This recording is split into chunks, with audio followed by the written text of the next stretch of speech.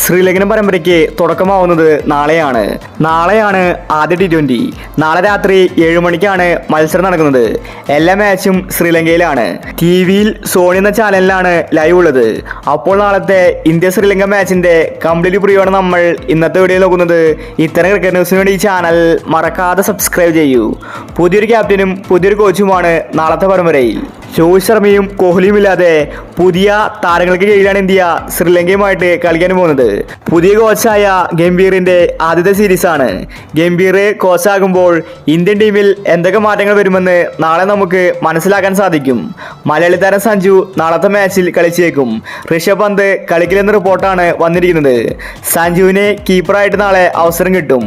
ബാറ്റിംഗിൽ സഞ്ജുവിന് അവസരം കിട്ടാൻ സാധ്യത കുറവാണ്. കാരണം സഞ്ജു 5-ാം നമ്പറിലോ 6-ാം നമ്പറിലായിരിക്കും നാളത്തെ മാച്ചിൽ കളിക്കാൻ പോകുന്നത്. ഓപ്പണിംഗിൽ മാറ്റമുണ്ടാകാൻ സാധ്യതയില്ല. ജയ്സ്വാളും ഗില്ലുമായിരിക്കും ഓപ്പണിംഗിൽ കളിക്കാൻ പോകുന്നത്.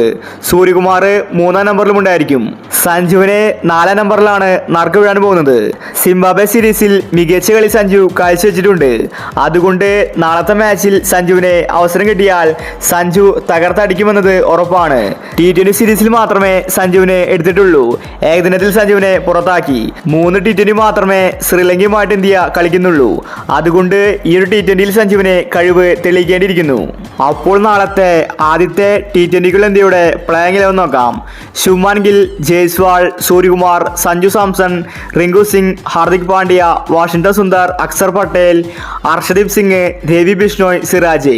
ഇതാണ് ഇന്ത്യയുടെ പ്ലേയിങ് 11. ശ്രീലങ്കൻ പിച്ചിൽ ഇന്ത്യൻ താരങ്ങൾക്ക് കളിക്കാൻ സാധിക്കുമോ എന്നത് നോക്കി തന്നെ കാണേണ്ടി വരും. ഒരുപക്ഷെ സിംബാബ്വെ പരമ്പര പോലെ ആദ്യത്തെ T20 ഇന്ത്യ തോൽക്കാൻ സാധ്യതയുണ്ട്. അവിടുത്തെ പിച്ച് പഠിച്ച ശേഷം മാത്രമേ ഇന്ത്യക്ക് കളിക്കാൻ സാധിക്കുകയുള്ളൂ. അപ്പോൾ നാളത്തെ T20ക്ക് വേണ്ടി കാത്തിരിക്കാം. ഇത്തരം ക്രിക്കറ്റ് ന്യൂസിന് വേണ്ടി ഈ ചാനൽ മറക്കാതെ സബ്സ്ക്രൈബ് ചെയ്യൂ.